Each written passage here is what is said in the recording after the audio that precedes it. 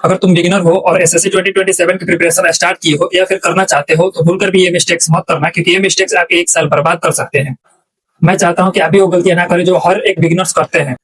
मैंने अपने कॉलेज के लगभग 2 साल बर्बाद कर दिया है एंड आई रियलाइज कि बिना प्रॉपर प्लानिंग और बिना स्ट्रेटजी के ना तो कभी सिलेबस कंप्लीट हो सकता है और ना ही कभी सिलेक्शन हो सकता है। एसएससी में हार्डवर्क के साथ साथ सही डायरेक्शन बहुत ही इंपॉर्टेंट होता है, जिससे आपका सिलेक्शन तय होता है। अगर आप भी एसएससी सीजीएल की प्रिपरेशन कर रहे हो या फिर 2027 की प्रिपरेशन स्टार्ट करना चाहते हो तो इस वीडियो को बिल्कुल भी स्किप मत करना। अगर तुम चाहो तो इस वीडियो को स्किप कर सकते हो, बट मैं कहूंगा कि इस वीडियो को एंड तक वॉच करो, बिकॉज इस वीडियो में मैं वो गलतियां बताने वाला हूँ जो एसएससी के हर स्टूडेंट, जो एसएससी के 90% स्टूडेंट ये गलतियां करते हैं और ना ही कभी वो सिलेबस को कंप्लीट कर पाते हैं और ना ही कभी सिलेक्ट हो पाएंगे। एंड ये वीडियो बहुत ही इंपॉर्टेंट होने वाली है, बिकॉज इस वीडियो में मैं वो मिस्टेक्स बताने वाला हूँ जिसको आप ना करके अपना सिलेक्शन तय कर सकते हो और एक साल में कोई भी जॉब ले सकते हो। आपने शुरुआत में सही कदम उठा लिया तो बाकी लोगों से आपकी प्रिपरेशन बहुत आगे निकल सकती है। सो इस वीडियो को एंड तक देखना।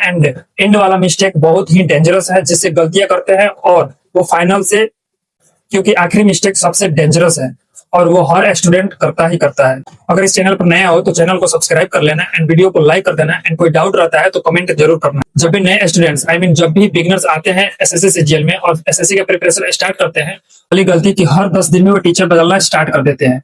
किसी ने कहा कि ये टीचर बेस्ट है तो किसी ने कहा ये टीचर अच्छा पढ़ाते हैं और वो वहीं पर स्विच करना स्टार्ट कर देते हैं। और इस तरीके से जब वो स्विच करना स्टार्ट करते हैं तो वहीं पर वो सबसे बड़े ट्रैप में फंस जाते हैं, जिससे ना तो कभी उनका सिलेबस कंप्लीट हो पाता है और ना ही कभी वो सेलेक्ट हो पाते हैं।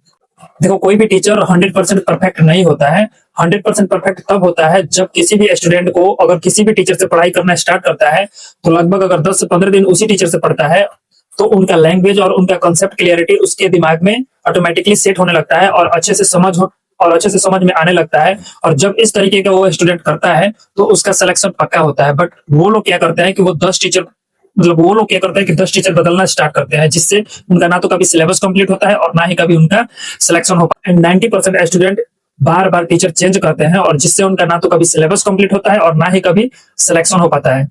देखो, इसका एकमात्र ही सोल्यूशन है कि आप एक टीचर को पकड़ो और उसका बैच लो और लगभग 1 महीने उनसे क्लास करना स्टार्ट करो। जब धीरे धीरे उनसे क्लास करना स्टार्ट करोगे तो तुम्हारी कॉन्सेप्ट क्लियरिटी ऑटोमेटिकली तुम्हारे माइंड में बैठना स्टार्ट हो जाएगा और तुमको उस टीचर में इंटरेस्ट आने लगेगा। देखो, टीचर के लैंग्वेज और कॉन्सेप्ट क्लियरिटी स्टूडेंट्स को अट्रैक्ट करता है। और मैं कहूंगा कि एक टीचर को चुनो और उसी टीचर से पढ़ना स्टार्ट करो और लगभग जब 1.5 महीने तुम पढ़ना स्टार्ट करोगे तो अगर लगभग तुम जब 1 महीना पढ़ते हो तो तुम ऑटोमेटिकली तुम्हारा माइंड जो है उनके लैंग्वेज और उनके कॉन्सेप्ट क्लियरिटी को माइंड में ऑब्जर्व करने लगता है और तुम्हें अच्छे से समझ में आने लगता है। सो एक टीचर को चुनो और उन्हीं से पढ़ना स्टार्ट करो। और सेकंड गलती क्या करते हैं कि जब भी नए मार्केट में बुक आने स्टार्ट होते हैं तो वो स्टूडेंट्स क्या करते हैं कि अलग अलग बुक्स लेना स्टार्ट कर देते हैं। मैथ्स के लगभग 4, 5, 6 ऐसे करके बुक्स स्टार्ट करते हैं लेना और वो सोचते हैं कि हम जब अलग अलग बुक्स पढ़ते हैं तो हमारा सिलेक्शन हो पाएगा। लेकिन एसएससी में ये है ये नहीं है। एसएससी ये कहता है कि एक बुक उठाओ और उसी को मल्टीपल टाइम उसकी प्रैक्टिस करो और उसके क्वेश्चंस लगाओ। देखो, एसएससी सीजीएल में मल्टीपल रिवीजन और मल्टीपल प्रैक्टिस रिसोर्स बहुत ही इंपॉर्टेंट होता है। जब तुम्हारा लिमिटेड रिसोर्स होता है तो आप उसमें बार बार प्रैक्टिस करते हो और बार बार उसी चीज को रिवीजन करते हो और यही एसएससी चाहती है और तभी जाकर सिलेक्शन पॉसिबल होता है। तो ये और सेकंड नंबर गलती ये है कि कभी भी आप अलग अलग बुक्स ना लें। एक ही बुक्स लीजिए और उसी को बार बार पढ़िए और उसी को बार बार रिवीजन। सबसे बड़ी मिस्टेक तो ये होती है कि जो भी स्टूडेंट है वो पढ़ना स्टार्ट कर देते हैं और बैच लेते हैं और उनसे क्लासेस करना स्टार्ट कर देते हैं। देखो, यहीं पे सबसे बड़ी गलती होती है। और जब भी तुम अगर एसएससी की प्रिपरेशन स्टार्ट करते हो तो उसमें सबसे पहला इंपॉर्टेंट होता है कि आप उसके पीवाईक्यूज देखो कि किस तरीके के क्वेश्चंस पूछा जाता है, किस चैप्टर से अधिक क्वेश्चन पूछते हैं और किस चैप्टर से कम क्वेश्चन पूछा जाता है। जब आप सिलेबस का पूरा माइंड मैप अपने माइंड में ऑब्जर्व कर लेते हो कि हाँ भाई, इस सब्जेक्ट से इतने क्वेश्चंस पूछे जाते हैं, इस चैप्टर से इतने क्वेश्चन पूछते हैं, कौन सा जो चैप्टर है वो सबसे ज्यादा इंपॉर्टेंट है, तो आपका ये सिलेबस का ज्ञान हो जाता है। तो आप जब पढ़ना स्टार्ट करते हैं तो आपका सिलेबस जल्दी से कंप्लीट होने की। मिस्टेक नंबर 3 है कि पीवाईक्यू इग्नोर करना। देखो, बहुत सारे स्टूडेंट हैं जो एसएससी के प्रिपरेशन स्टार्ट तो कर देते हैं और वो लेक्चर देखना स्टार्ट कर देते हैं। उनको ये पता ही नहीं होता है कि किस चैप्टर से कौन सा क्वेश्चन आता है, किस चैप्टर का ज्यादा वेटेज है, कौन सा चैप्टर इंपॉर्टेंट है, कौन सा चैप्टर को पहले करना चाहिए, उनको ये पता ही नहीं होता है। और ये बहुत बड़ी गलती है, और ये बहुत बड़ी गलती। एकमात्र पीवाईक्यू है जो ये बताता है कि एग्जाम्स में क्या पूछा जाता है, किस चैप्टर का ज्यादा वेटेज होता है, किस चैप्टर से ज्यादा क्वेश्चंस आ रहे हैं। अगर आपने पीवाईक्यू समझ लिया तो आपकी आधी प्रिपरेशन समझो हो गई। और मिस्टेक नंबर 4 है कि वो क्या करते हैं, सिलेबस को तो देख लेते हैं और उस सिलेबस को साथ, मतलब जैसे कि सिलेबस में, एसएससी के सिलेबस में 4 सब्जेक्ट होते हैं, मैथ, रीजनिंग, इंग्लिश और जीएस, और इन सब्जेक्ट्स को पढ़ने के बाद ही आप सिलेक्शन ले पाइएगा। सो क्या करते हैं, बहुत सारे स्टूडेंट्स होते हैं, वो क्या करते हैं कि एक ही साथ में चारों सब्जेक्ट लेकर चलना स्टार्ट कर देते हैं, जो कि पॉसिबल ही नहीं है। अगर आप चारों सब्जेक्ट को लेकर चलते हो तो आप अच्छे से पढ़ भी नहीं पाइएगा और ना ही आपसे अच्छे से वो सिलेबस कंप्लीट हो पाएगा।